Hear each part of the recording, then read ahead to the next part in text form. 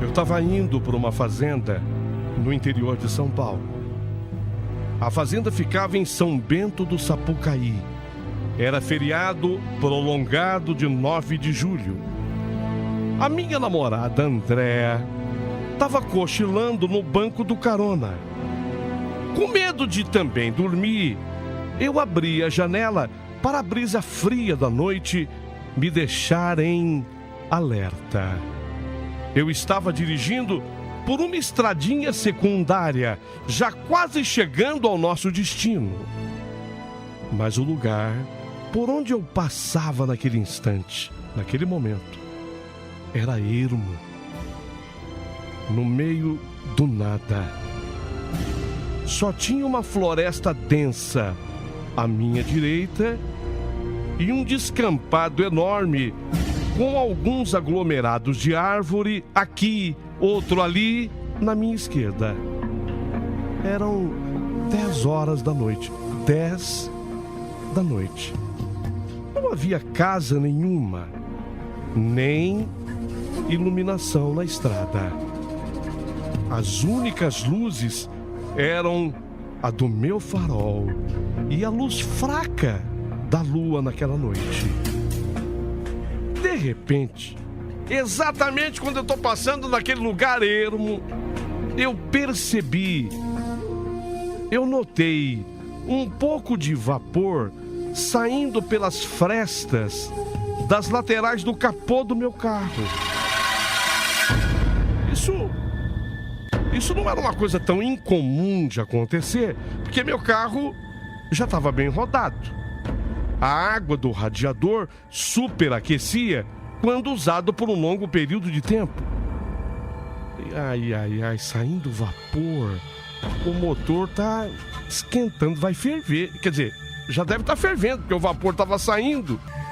Eu então acordei a Déia, Andréia, minha namorada. Eu acordei a Déia e expliquei para ela que eu tinha que parar. Déia, me ajuda a encontrar um lugar mais seguro para eu parar um pouquinho. Até o motor dar uma esfriadinha. Olha, o motor tá fervendo. Enquanto eu diminuía um pouco a velocidade, a Déia, ela baixou a janela dela e olhou para a linha escura daquela muralha de árvores. Ali, ela falou, ali, apontando para frente. Ali, a uns 20 metros na frente, havia um acostamento de terra. A Déia enxergava que era uma beleza. Ali, vamos para ali. Eu entrei naquele acostamento de terra. Eu encostei e desliguei o motor do carro. Deixei a chave no contato. Peguei uma lanterna e, com os faróis ligados, eu saí do carro e fui para frente e abri o capô do carro para o calor sair. Eu ia pedir para a Déia trazer a garrafa d'água que eu levava atrás do banco do motorista. Como dono de carro velho, eu já andava prevenido, eu já ia preparado. Mas quando eu olhei para a Déia, a minha namorada, eu fiquei surpreso de ver que ela, Déia, ela estava olhando com os olhos arregalados. Ela estava com a boca aberta, olhos arregalados. Ela estava olhando na direção da janela do motorista. Nossa, a Déia, a minha namorada, ela me parecia assustada. O que você está fazendo, Déia? Eu perguntei. O que você está fazendo, Déia? Ela continuou olhando para o descampado, apenas levantando o braço na direção em que estava olhando, assim, mostrando, sabe? Quando a pessoa começa a mostrar, eu do lado de fora, o quê? Eu perguntei, o quê? E eu não sou besta, e voltei pro carro.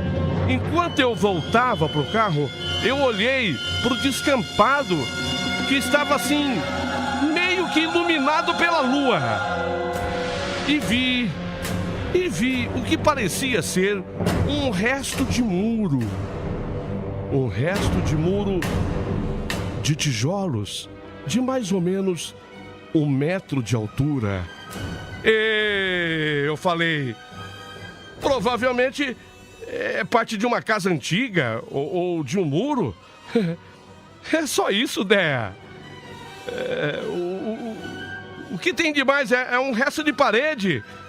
Enquanto eu entrava no carro e fechava a porta para esperar o motor esfriar, a Déia falou baixo e devagar e ainda assustada.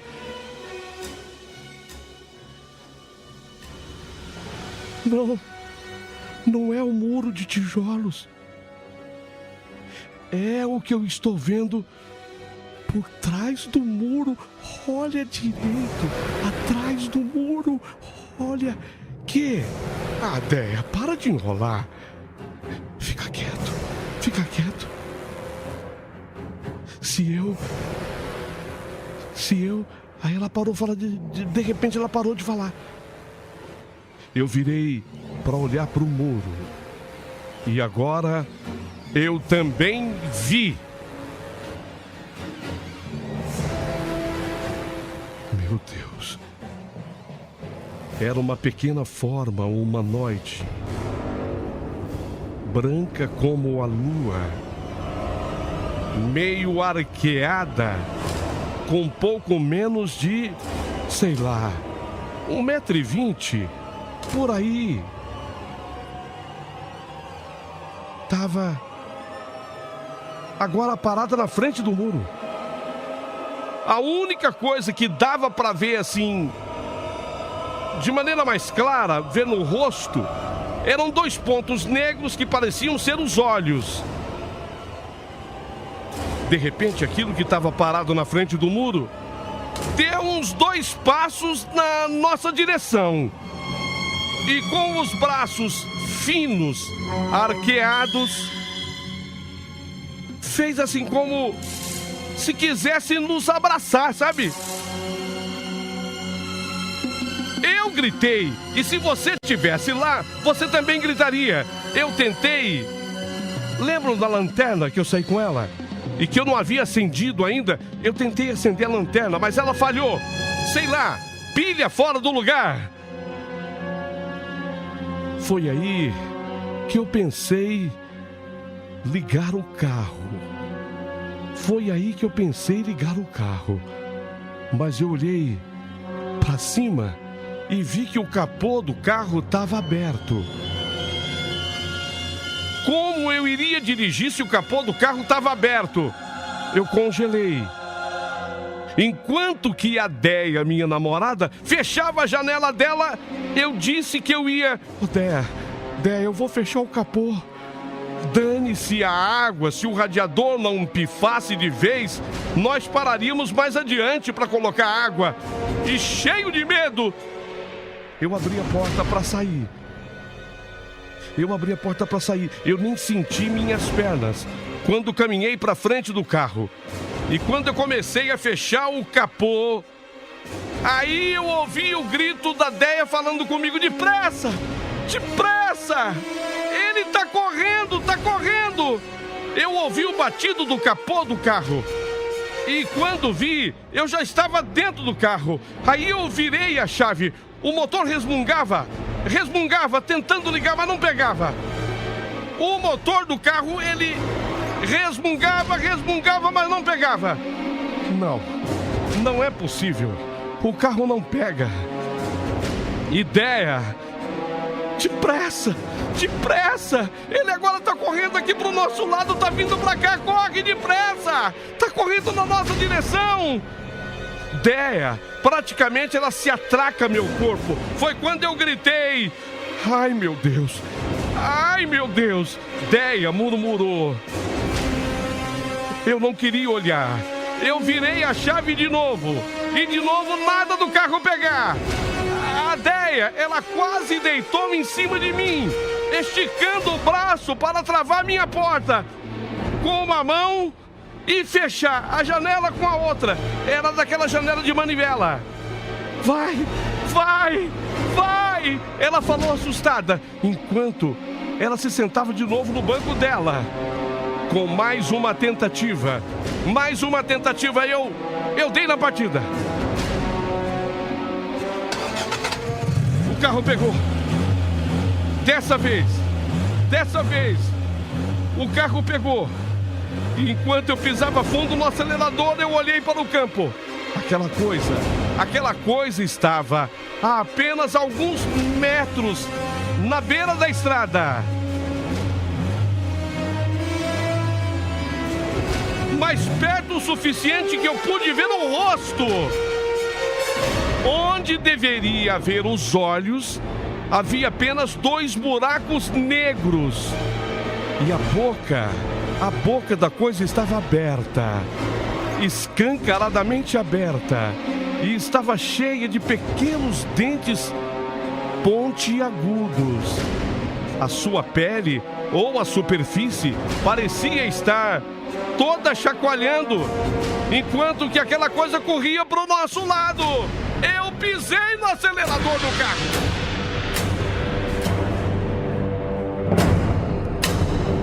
Pisei no acelerador. Ganhamos a estrada. Eu olhei para o espelho retrovisor para ver aquilo.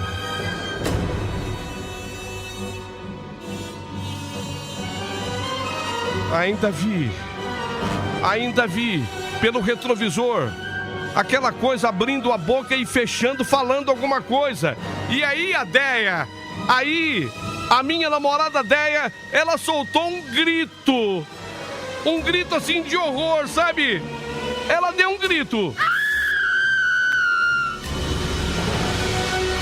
Ela estava virada para trás, olhando para aquilo também. Mas agora ela estava sentada direito, com a sua cabeça entre as mãos. Eu mexi no espelho, assim, evitando olhar para trás. Eu tirei o rumo do espelho. Eu dirigi mais uns 20 minutos. O carro soltando vapor, uma boa parte do tempo. O carro superaqueceu de novo. Entramos numa cidade. E só então a Déia me deixou parar o carro. Enquanto nós estávamos parados e esperávamos no primeiro posto que vimos um socorro para o carro, eu perguntei para a Déia, com mais calma: por que você gritou? O teu grito me apavorou na estrada. Por que você gritou daquele jeito, Déia? Eu estava olhando para aquela coisa e eu li, sabe, leitura labial, eu li que aquela coisa pedia socorro, socorro, socorro.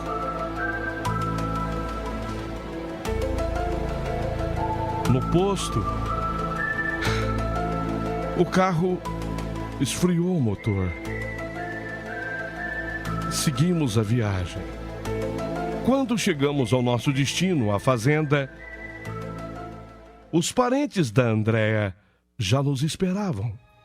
E a noite foi curta para contarmos a nossa recente história.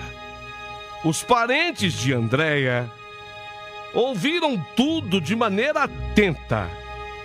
Foi quando a dona Conceição, a tia da minha namorada, havia ali uma clínica. Ouçam a explicação. Exatamente naquele lugar existia ali uma clínica de recuperação de drogados. Essa clínica começou a ficar conhecida porque tinha um índice grande de recuperação. Até que acabou sendo internado na clínica um jovem que era filho de um prefeito de um dos municípios da vizinhança. Esse jovem, ele era viciado em cocaína. E ele estava num estado bastante avançado do vício. Esse prefeito, pai do rapaz, prometeu àquela clínica que se o filho dele se recuperasse na clínica, além de uma boa ajuda financeira, ele iria mandar construir uma estátua em homenagem ao santo que emprestava o nome à clínica. Ele ia mandar fazer uma estátua do santo que emprestava o nome àquela clínica. O resultado foi que o rapaz, em 6 meses, ele teve alta, ficou ótimo e retornou para a casa dele. O prefeito, ele havia dado a ajuda financeira que prometera. Essa parte ele cumpriu. Mas ele não tinha feito a estátua prometida para o santo. Parece-me que alguém na família do prefeito era evangélico e falou: não faz isso. Não faz isso. Falou: o dinheiro está aqui, mas a estátua eu não vou fazer, não. Ou sei lá, o prefeito parecia querer testar se o filho de fato estava recuperado, ou se era apenas uma recuperação temporona. Resultado: 90 dias depois, o rapaz voltou pro vício. O filho do prefeito voltou pro vício. E aí ele teve que voltar para a clínica de novo, com o mesmo problema. Só que dessa vez aconteceu o pior. Esse rapaz, aproveitando-se de um descuido dos funcionários da clínica, ele abriu um tanque de gasolina de um carro, usando uma mangueira, tirou a gasolina do tanque, jogou essa gasolina numa parede da clínica, pegou um pedaço de pau, colocou fogo na ponta do pedaço de pau e ele veio para atear fogo na clínica. Só que, quando ele aproximou com o pedaço de pau e o fogo, houve uma explosão. O fogo se alastrou não só pela parede, mas para cima do rapaz, que não tinha percebido que inclusive havia caído gasolina na roupa dele e no corpo dele. Acabou que o rapaz morreu carbonizado. O rapaz morreu queimado, feito uma tocha humana. Ele saiu correndo pela clínica que restava dela, até que perdeu as forças e caiu para a morte. O dono da clínica, desgostoso com o fato, fechou a clínica. Mandou demolir o que restara do incêndio. Mas os pedreiros, ouça bem, os pedreiros contratados não chegaram a concluir a demolição, uma vez que diziam os pedreiros que eles eram perturbados pelo espírito do rapaz que vagava pelo lugar, e eles deixaram aquele pedaço de parede. Ficou aquele pedaço de parede que nós vimos. Esse pedaço de parede era justamente aquele que eu e a minha namorada tínhamos visto, como se fosse um muro, sei lá. E foi atrás desse pedaço de parede que surgiu aquele fantasma.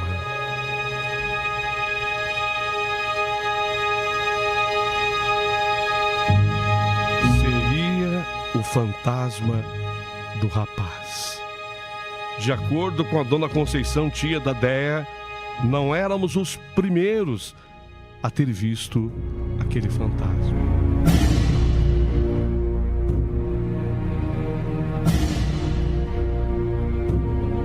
Foi uma experiência e tanto, na minha vida e na vida da Déia.